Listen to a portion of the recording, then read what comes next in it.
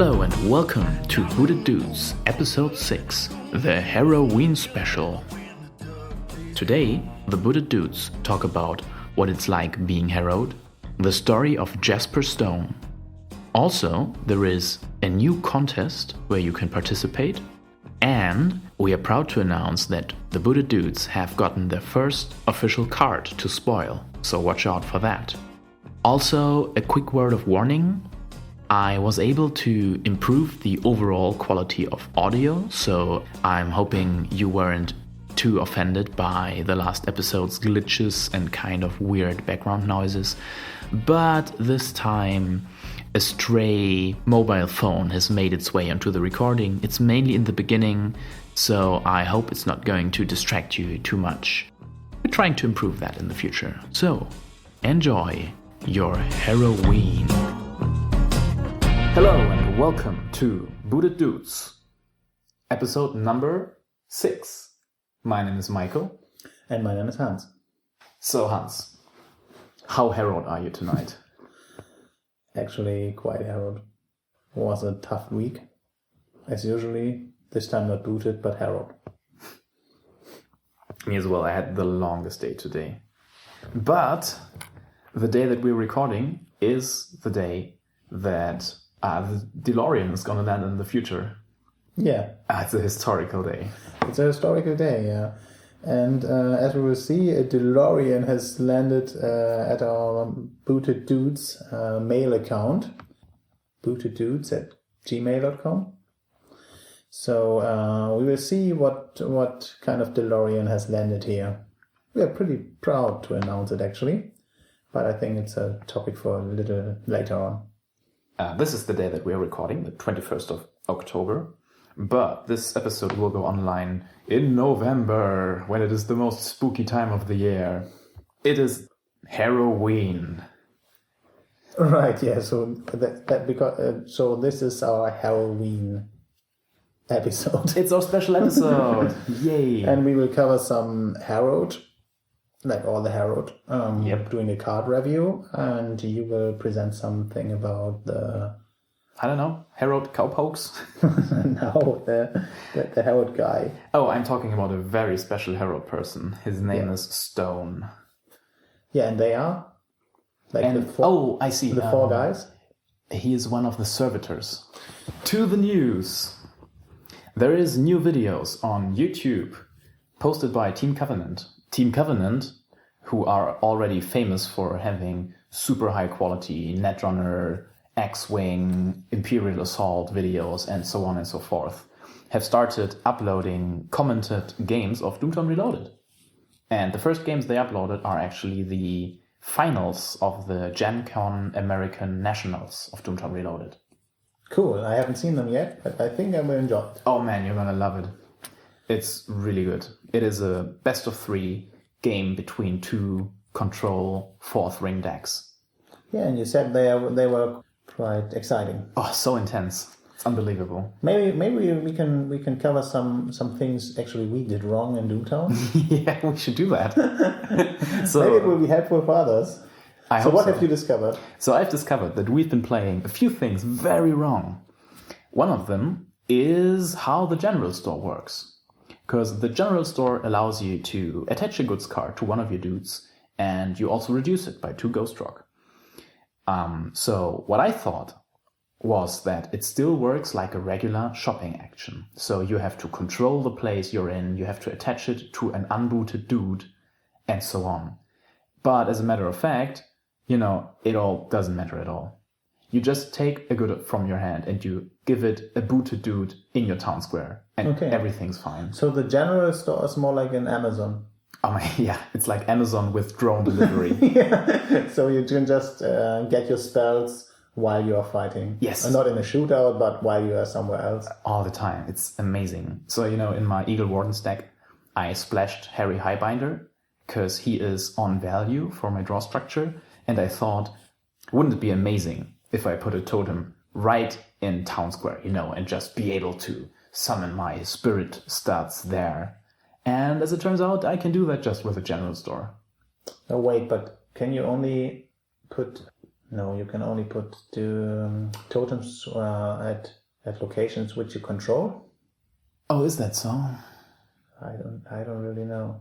Maybe someone can answer us. Yeah, I hope so. Well, I thought you had to attach it in a place where you have a shaman already, and then it attaches to the deed that the shaman is currently at, and then it stays there. Okay.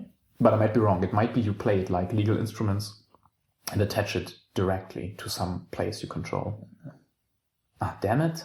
No, I think you got it right. So I still need Harry Highbinder. Harry Highbinder has to be at the place. Oh man, never played him yet. So on the other thing, which is actually far more important. The other thing is booting home after shootouts. Yeah. Because we played it like the instant that the shootout ends, like you have revealed your hands and you have won, and your enemy takes his lumps and he has to discard all of his posse. We always played it like the shootout ends immediately and there is nothing you can do. When in fact, when the shootout ends like this, you still have a timing window, even as the winner, to go home booted. Okay. So you can have a big old shootout in town square. Like similar to a job. Yeah, like a job. In the end of a job, you can always choose to... you have to go home booted. You have to go home booted, yeah. And there you can choose to go home booted and get out of a maybe not so a dangerous situation or a dangerous place in Doomtown. Yeah. Also, the Blessed contest has finished. And we have had a lot of people sending in mails, which is very lovely. Thank you, everybody, for your deck descriptions and everything that you've sent to us. We have yet to play some of those Blessed decks, but we are really excited. And we have, all in all, I think 8 people who sent in decks. Yeah. So we need some kind of way to determine a winner. This time we've rolled the dice. We've played the craps game, kind of. You know? Like, I just learned this from watching Deadwood. Like, shooting the craps means you throw 2 dice, and I think if you get a 7, you win or something. Ah, okay. Yeah. It's some kind of gambling. Okay. Well, whatever. So I gambled a little bit, and the winner is Stephen Mahoney. Congratulations, Mr. Mahoney. We're going to get into contact with you, and we're going to make sure that a custom Booted Dudes playmat is going to land at your doorstep as soon as possible. Yeah. Thank you to everybody else who entered the contest. There is going to be a new contest at the end of this episode, so if you didn't get lucky this time, there's going to be another chance. Yeah. Also, this episode marks a very important event for our podcast, because the wonderful folks at AEG have contacted us, and they've sent us... a spoiler. Yes! And it's a Delorian. It's a Delorian! That's so cool. Oh man, we are so excited. Thanks again. So, we have a spoiler. It's a 9 of spades. He is called Zachary Deloria. He's a 0 stud, 0 influence, Eagle Wardens dude. He costs 4 Ghost Rock and has 0 upkeep. And he reads, if you are an Eagle Warden player, Zachary has a bullet bonus equal to the highest influence among your dudes at his location, including himself. And the quotation is, show up some respect, man. Don't you know who this is? Oh man, it's such a good Eagle Wardens, dude. Okay, so if you want to look at the gorgeous artwork and see what we're talking about, you can find a link in our show notes, I hope so, to the spoiled card. So what? There is a kind of deputy or sheriff in the background. Yeah, but I think one of the Doomtown sheriffs, it's in Abraham Grote's fluff, or flesh, or how do we say nowadays? That most of the sheriffs were shot dead. Oh, except for one. And I think this is the old guy who's drinking. Oh man! Because he says, "Don't you know who this is?" I think this is the old sheriff which survived his term. Oh my god. But that's only my interpretation. Is this sheriff a card from Doomtown Classic? I don't know. Oh man. But it has to be in the Doomtown story, so... It has to be somewhere. Yeah. Well, we need to figure it out. Because the sheriff before Abraham Grote was I almost forgot him. Dave Montreal. Dave Montreal, he is dead. And I think the sheriff before that is also dead. Because Dave Montreal didn't want to be sheriff. And the only guy who was a real lawman was the one before that. And he is still alive. Oh, yeah. So maybe it's in the sky, I don't know. Probably. So how about this card mechanically? Yeah, it's pretty cool for the Eagle Wardens because it protects the guy who does the stuff in the town square. Yeah. Especially there is this one new Eagle Wardens dude from the Light Shineth box, who is usually a 1 influence guy, but during high noon he has 2 additional influence. So he's going to be your main guy to send to town square. Oh, yeah. Use the outfit card, and then send Zachary after him for a 3-stud to protect him. I don't know. Okay, maybe it's not the time to talk about power creep, but I think with the Eagle Wardens you have many guys who are really high studs. Yeah. So this is like if you are playing like you did today. The Morgan Gadgetorium. The Morgan Gadgetorium. I think they are like, maybe it's because they are mad scientists or so, but in Morgan you have like not so many studs and they tend to be really expensive. And with Eagle Warden, like everybody is like 2-stud, 3-stud, and just... Yeah, it might be. I've seen some recent tournament results, and there was a lot of Eagle Wardens like winning or being in the top 10. Okay. I've forgotten which tournaments those were, I'm sorry, but some kind folks posted them on the Doomtown Facebook pages. And there was, I think, one of the tournaments was won by Den of Thieves, but then there was like 4 Eagle Wardens players or 5 in the top 10. Oh. So it might be that the new factions are quite strong. Maybe it's just the cult of the new. Maybe just that. I don't know. So this is our first spoiler, yeah. Maybe we'll get some spoilers in the future. Well, you can always hope. That would be cool. And now you've seen and heard it as well. That is all of the news we have today. So on to the very spooky flesh part of today. So in celebration of Harroween, we're going to talk about being a Harrowed, and also the most famous Harrowed of them all, probably, Jasper Stone. And... Wait, is he called Jasper like my son? Yeah, he's actually called like your son. But I think apart from that, there is not a lot of similarities. At least I hope there isn't. Because Jasper Stone, I'm going to tell you the story of this poor little kid who got beaten up by his father a lot. But don't be fooled by that. Jasper Stone has been born a very, very vile and evil mother lover. His mother died in his childbirth. And so his father took to drinking and beat him senseless. And also I think he had 5 older brothers. They also beat him. Like, it was a very violent agricultural family somewhere in nowhere. But still, Jasper, even when he was like a very small child, everybody noticed that there was something wrong with that kid. He used to give the adults this kind of weird look. And... even though he was the weakest and the most frail person in the family, at night he would always get his revenge. He would just creep into his brothers' bedrooms and, I don't know, sometimes just look at them or sometimes point a shotgun at their head or something. Okay. So he was like this very... creepy kid. Yeah. Like conducting experiments on ants and then on animals. This kind of story. So, as soon as he had the chance, he left his home, of course, and he went to the army. So, he was part of the Confederate Army, so he was fighting for the South. And as Jasper found out, killing people was kind of his favorite fun-time activity. So, he had a marvelous career. He became a captain quite soon, and he was leading the 13th Alabama Regiment. Okay. He was a tough son of a bitch, Okay. Just like killing people right and left. Then the Battle of Gettysburg happened. So it was July 1st of 1863. And it's also the day of the reckoning, So this was like when all the Manitus were released back into our world. So during the Battle of Gettysburg, people would get these reports of the living dead rising again and, kind of evil spirits hovering over the battlefield.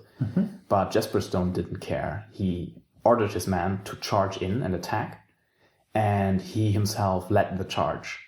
The problem is his 13th regiment has already been worn down so much they couldn't take it anymore. So they just decided, we could follow this guy and probably die, or we could just shoot him. So they just killed him. Okay. So all of his 13 remaining people of his 13th regiment shot him in the back while he was charging. Okay. But this was not the end of Jasper Stone quite yet. He was brought to a tent where there was the surgeon, like the army surgeon, the medic, if you will.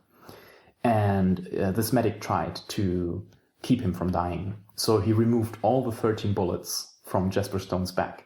But just as he released the last one, he noticed that he had died. So he kind of gave it up then. Jasper Stone was such a evil person that he started drawing the Manitou's attention. So as soon as he died, one of the Manitou spirits just, entered his body and made him a Harrowed. Okay. Because, I think I'm going to say it in a few minutes, but that's basically how Harrowed works. It's just a dead person, and the Manitou goes in them and shares the body with the soul that has been in there before. Okay. The only problem is the Manitou kind of underestimated what a tough son of a gun Jasper Stone really was. Because, Jasper Stone got up, left the tent, and found out that there was some kind of voice in his head. And the Manitou was trying to send nightmares to Jasper, to break him. But Jasper didn't care because he was so hardened that instead he prepared some nightmares for the Manitou. Okay. And, instead of this usual, there is this evil force taking control over you, he was taking control over the Manitou. Oh. Okay. So Jasper was such a bad boy, he actually made Manitou have fear. Okay. He inspired fear in this evil spirit.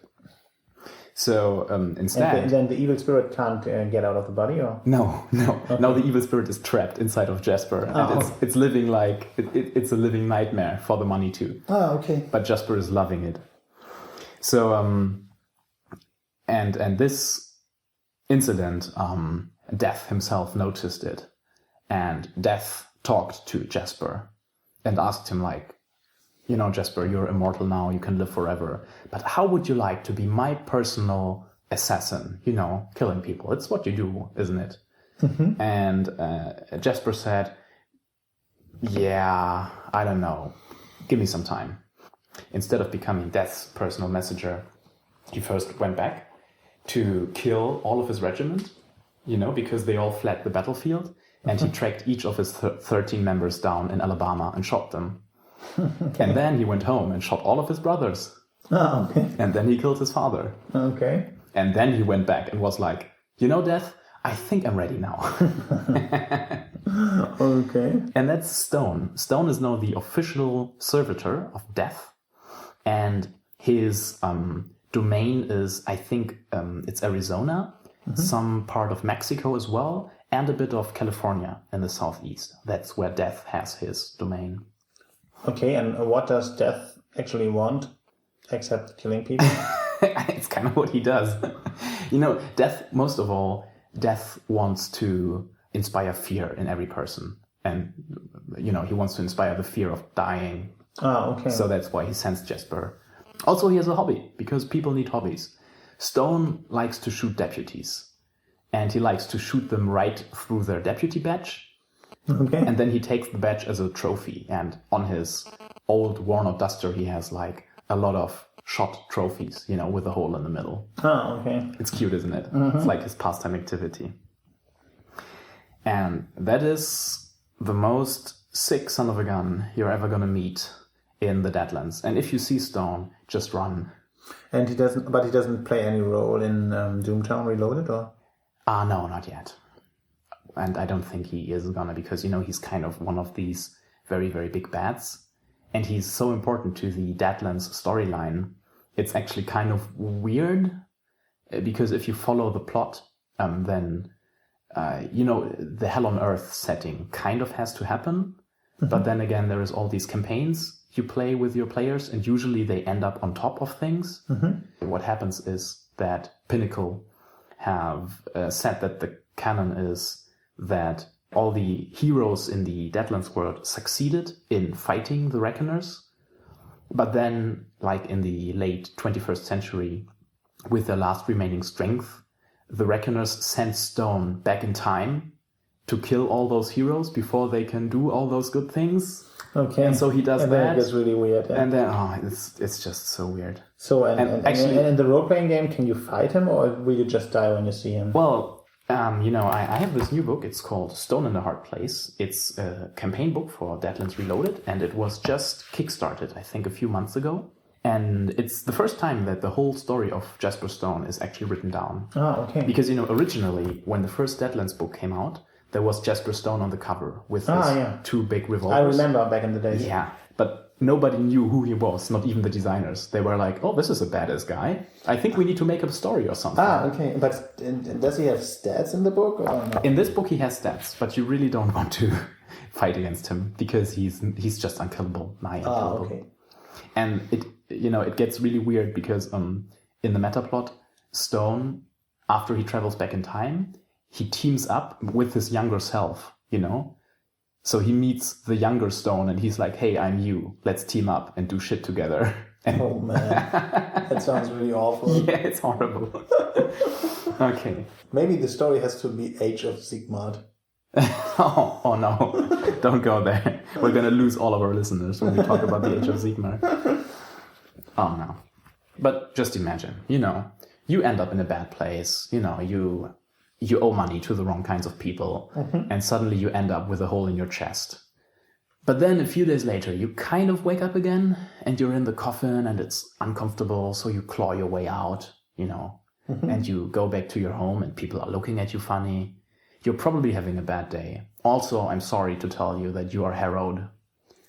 So, Manitou has brought you back to life, and is now sharing your body. And when you're sleeping, it's sending you nightmares and it's trying to break you down so it can take dominion of your body forever. But, that's the bad news. There's also some good news. For example, it's very hard to kill you. Things that would usually kill people, they're just going to send you into the dirt. And then a few days later, you're just going to wake up again. You just shake it off. Okay, so you can't get shot. No, except you take a bullet in the brain. Like a zombie? Yeah. Okay. I didn't know that Harrowed were kind of zombies. Yeah, it's kind of like that, but they are more intelligent, mostly. The thing is that the Manitou needs your brain, so it can control your body, of course. So if the brain is damaged, you're no good for the Manitou anymore. Okay. But, yeah. It sounds reasonable, but it's, of course, reason is not a good way to start with Harrowed. No.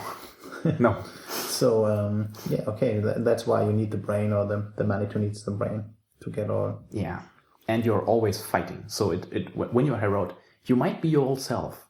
But then sometimes, just for a few hours, you don't really know what happened. And, and then you regain your consciousness, and there's blood on your hands, and there's, people you knew and liked, and they're dead. And you're like, oh, how did this happen? So it's like, the Manitou is trying to take control in the worst possible moments. And then he's just going to do his shenanigans. Okay. And, that's being a harrowed. Also, you're probably going to have a problem with witch hunts. Because in the Weird West, every cowpoke who sees a dead guy walking is probably going to hang him first. And then ask questions. Ah, yeah? Yeah. So being harrowed is kind of a shoot-on-sight thing. Okay. So what most harrowed dudes do is if they want to stay somewhere in or near society, you kind of have to mask that you're dead, So maybe you wear a scarf and maybe you wear some perfume because your flesh is probably rotting right now. But I think in the Wild West, everybody's stinking anyway. Yeah. So. Yeah. But there is... It's like in Rococo palaces. Yeah. But there is a bad odor, and then there is the smell you get when something is slowly being devoured by maggots and the like for the recent few years. It's not a very pleasant smell. In the Deadlands role-playing game, you can actually play harrowed characters, and it's a lot of fun. Yeah, I imagine so, yeah. Well, yeah, because there is actual rules for like losing control over your body and then having the GM take over and do bad things. But also, you can kind of learn amazing things when you're harrowed. So there is these kinds of, it's called edges in the Savage Worlds Reloaded system. It's like something that only your character can do. It's like feats in Dungeons and Dragons. It's like special skills that you have. And those are really, really weird. So for example, talking about the odor, you can learn to concentrate the foulest gases in your body and then release them, like in a belch or something. Like an odor of nurture. Oh, yeah, like that. I mean, it's great fun at parties. Also, being harrowed, it means that sometimes tiny bits of your body are just gonna rot off, maybe a tooth, maybe an eye, well, whatever, But still, it's kind of a part of you. And if you're harrowed, you can learn to track parts of your body that you've lost. So, for example, you could remove one of your teeth by hand and put it into somebody's coat. And then you have like a GPS on them. Because you can always go like, where's my teeth? Where's my missing teeth? Oh, it's over there. Okay, that's pretty cool. It's amazing. And also, for the most weird feat that I'm going to mention, if you really want to go the crazy route, then you can learn to become an undead contortionist, which means you are able to dislocate your bones and kind of fracture them.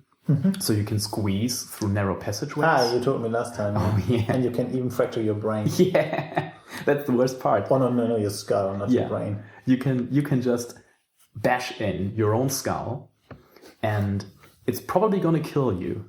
But if it doesn't kill you, then it allows you to move through something as small as a drain pipe. Like, this is a weird 80s role-playing experience. Yeah. So being a harrowed, it's not as bad as it sounds, Just try to keep control of your body. You're gonna be fine. So what kind of harrowed do we have in Doomtown Reloaded so far? I don't know. In Gomorrah. How many are there? Basically, there are only 4. 4? Yes, and one experienced version of these 4. So what does harrow mean in Doomtown? Well, in Doomtown, it's quite simple. When you take casualties after a shootout or during a shootout, harrowed kind of means that you can take one additional casualty. It's like it's too broad, but it's kind of like that. So instead of covering one casualty for discarding your harrowed dude, you can cover 2. And for acing them, you can cover 3. But also, you can just cover one casualty and send them home booted. Yeah, so they are like kind of tough. Yeah, it's exactly the thing that tough +1 that and it's the thing I talked about. You shoot them down, they fall on the ground, and then they just get up again because they're like, yeah, whatever, Yeah, you have to shoot the brain. So, what harrowed are there? I think the one in the base set is A.V. Klein. Yeah, like the snake lady. She's kind of cute. Yeah, for a harrowed, I think the main feature of A.V. Klein is having 2 upkeep. Oh, it's so steep. Yeah, and 2 influence. That's the basic. And she's not so costly. She only costs 3. Spoiler alert, in the Gen Con finals, where there's 2 4th ring decks competing, A.V. Klein is going to be played, and she's going to play a huge role. Like the experienced version or the normal version? I think it's the normal one. Okay. And it's even the fact that she's harrowed is very important in those games. You're going to see some shootouts where it matters so much. Because we hardly see harrowed played in our games, so yeah. So the next one, and I think he makes, at the time of release, he was quite a hype, is Mario Crane. Oh, the Mario. He has the ability, if you reveal a legal draw hand, Mario cannot be chosen as a casualty unless you lose the shootout round by 3 or more ranks. So what they will do is you construct a deck, or at the time you were constructing decks which give you almost every time a flush, and then the enemy has to, or the opponent has to have at least 5 of a kind, or a straight flush, which is really just seldom played, but he has to have 5 of a kind to get rid of Mario. Yeah. And you just go on and go on and go on. It's the Super Mario deck. Yeah. But I don't know. We've never played it here. No. The Gomorrah Gazette did a very exciting podcast about how this deck is super OP. But I don't really know how this deck wins, actually. Because you play almost all clubs, so you don't have a lot of deeds. And you need to have Mario be alone all the time. Because if he's not alone, you can just, you have to take the other guys as casualties. Yeah. So he's kind of running around alone. And I think maybe it was because there was not so much movement abilities at the time. Maybe that, yeah. Or the deed slide was not so fast. Yeah. Because you can only be at one place. Yeah. And yeah, I don't know. But we never played. He is depicted with a horse, so you definitely have to have a horse. Oh, no, you don't have to have a horse. Just for the horse deck's sake. Oh, so this is Mario Crane. The next one is, I think, A.B. Klein Experienced. Mm-hmm. She has 3 influence. I'm just picking the major parts of abilities. So she has 3 influence. She has also 2 upkeep. She costs 6 ghost rocks, so double cost. She's also a huckster, and she has the ability Noon Boot. If AB is at a deed in town, choose an opposing dude with lower influence in town, move them to AB's location. This is pretty cool. Yeah. Because you can lure people. But you need to boot her to do it. Yeah. Oh, man. But I think it might see some play when we get this kind of sickness archetype going. Because people have been talking about how, the new 4th ring outfit and all those sickness cards would make it easier for you to play things like Puppet. Mm-hmm. Because, you basically decrease the grid by your opponent with your outfit ability. Mm-hmm. And you also increase your huckster, so you increase your chances substantially to successfully puppet them. Ah, okay. Mm-hmm. But it's so hard to pull off, because you move somebody into AB's location and then it's their turn. And they basically boot home or do something. Except if they're already booted. Yeah. But when you are sitting at the Waverly estate, then they are booted if they move there, or what was the... Dudes have to boot to move to the Waverly estate. I don't know if it applies to movement cards. Yeah, maybe not. Oh man, we're so bad at this. Well, so this is another thing you might tell us on Facebook or... Yeah. At Board Game Geek. How is A.V. Klein Experience doing? Stuff at the Waverly Estate, basically doing her snake dance at the Waverly Estate. So this is A.V. Klein Experienced 1. And the other one is Bloody Teeth. Bloody Teeth. He's a real Harrowing Harrowed, I think. Because he doesn't have any teeth. Nope. So he's just basically a 1 stat, 1 influence, Harrowed, Shaman 1. He has no abilities. And he costs 6 and is 1 upkeep. Yeah. So what do you think? And he's a 10, so you can play unprepared. Yeah. Actually, I have him in my Eagle Warrens deck, but just because he's on value. I don't think he's an exciting card to play. But, being Harrowed can be quite interesting, when you have... Because, when you play with a tight draw structure and your enemy has a tight draw structure, you're going to end up with full houses and 4 of a kinds so often. Mm-hmm. And that means it's always like 1 casualty. So you play this guy, you send him home booted. And maybe your opponent has to discard a guy because you both play the full house. That's a pretty good idea, just to pick on some rather weak cards when you have a really tight draw structure. So then he's a stud 1, so then you either will win, or if it's like kind of, then you can just go home booted. Yeah. I'm not particularly excited about him, but he's alright. And the next one is really a fun card because it involves animals. It's Dad Billy Jones. Because he's the guy who actually feeds the mad cows. Oh, yeah. And did you see at the artwork of Dead Billy Jones that actually the mad cows have the same kind of horse as the rabbits in Flight of the Lepers? The same kind of horns? Horns, yeah. Do they? I show you. Oh, that's interesting.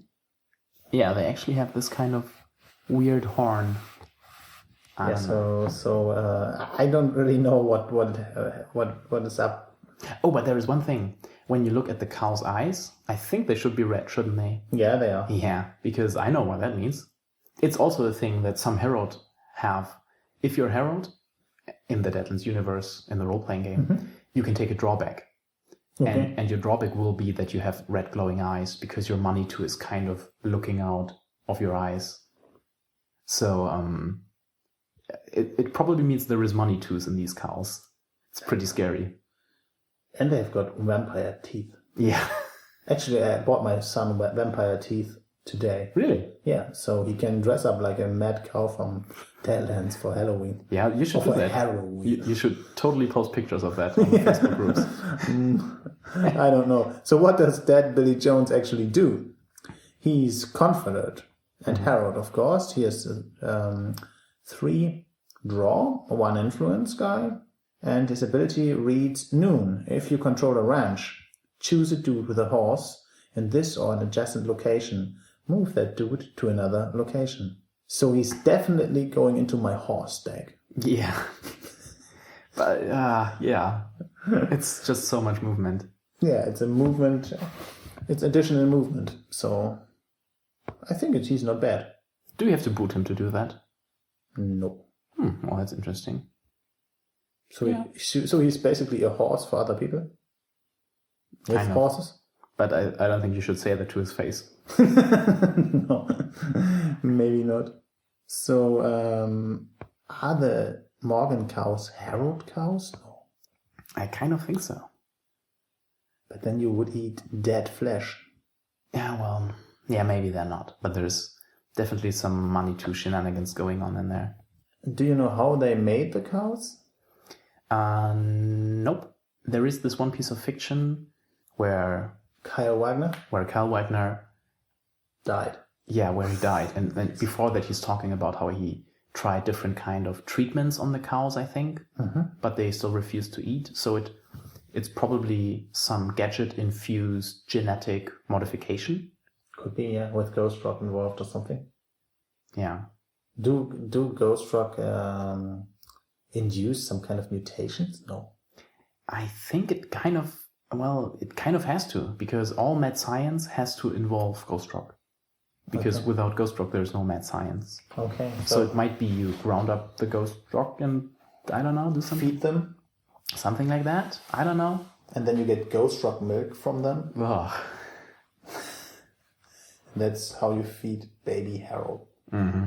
Yeah, I don't know. No. So, yeah. Well, it's not so many Harrowed dudes, actually. No, not really. Some of them have made quite some impact, I guess. Yeah. And check out those final Gen Con games, and you're going to see some really, really good Harrowed action. We want you to tell us something about yourself, dear listener, because there is a new contest, and this time it's a little bit different. We are not sending out something specifically Doomtown related, but when I got my Kickstarter fulfilled for Stone in a Hard Place, apart from this beautiful hardcover book, I also got an art print of Stone looking badass with his revolvers. And if you want to get a chance to win this printed art, it's on some kind of cardstock. Okay. So it's quite robust. And I'm going to try and pack it in a way that nobody's going to fold it or something. Just send us a mail to booteddudes@gmail.com with the story of your most harrowing game of Doomtown Reloaded. It's like, the most ridiculous game that you've lost, or the most painful game that you've ever played. Think of the best story you got and send it to us, and we're going to read out those stories, and you might win a sweet free art print. Yeah. It's not like the super most expensive thing in the world, but it's pretty hard to get because I think it's exclusively for people who backed this Kickstarter. Okay. And it's not like this usual Kickstarter thing when you get the stuff 2 months after the Kickstarter's ended anyway. I don't think so. No. You can get the book now, and I totally recommend you to do it because it's awesome. Stolen Art Place. It's a full-length campaign, and you get some of this weird Deadlands meta plot goodness. Also, there's one thing we should talk about, because you know what, Hans? We are so bad at being an educational podcast. Last time we talked about the Eagle Wardens and the 108 Righteous Bandits, and there is 3 things that we did totally wrong, and we told everybody to do totally wrong. Okay. And somebody was nice enough to point it out on Facebook. It has to do with Kung Fu. Yeah. So I think the one thing was that you have to, when you're doing a combo, it has to be in... you cannot do subsequently the same type of technique. Yeah. So you have... But can you do like the same technique in one combo? Yeah. But, You can alternate them. Okay. You can go Raking Dragon, something else, Raking Dragon, something else, Roundhouse Kick. Flight of the Levels. Oh no, it's not. It's not a technique. Not yet. So this we did get totally wrong. It's also the pull that you do, it has to be under your Kung Fu value. Strictly under. Yeah, not under or equal, but it has to be under. And your Kung Fu value is always added to this dude's value as long as he's in play, not just when he's doing Kung Fu. So it's not so easy to soul blast these guys. Ah, okay. That's pretty cool. Yeah, it's pretty neat. So, sorry. Wouldn't have helped me anyway, because I was always drawing the only king card. Yeah, whenever you try to make your techniques. Just always. Draw Koji Joe. The king of thieves. No, the god of thieves. The god of bandits. He's the god of bandits. The king of bandits? No, the god. Okay. So, and I think that's it. Yeah. So everybody have a scary Harroween. Send us your harrowing story. And have fun with our spoiler. Good night. Good night. Thank you for listening to this podcast. You can send in your questions or feedback to booteddudes@gmail.com, or alternatively, find us on facebook.com/booteddudes, all in one word. Music used with kind permission from Wellbad. You can find their music at wellbad.de or facebook.com/wellbadmusic or on Spotify. If you like the podcast, please consider writing a review on iTunes, preferably with text, because it helps other people who are looking for Doomtown Reloaded podcasts find our page. We'll meet again tomorrow at high noon.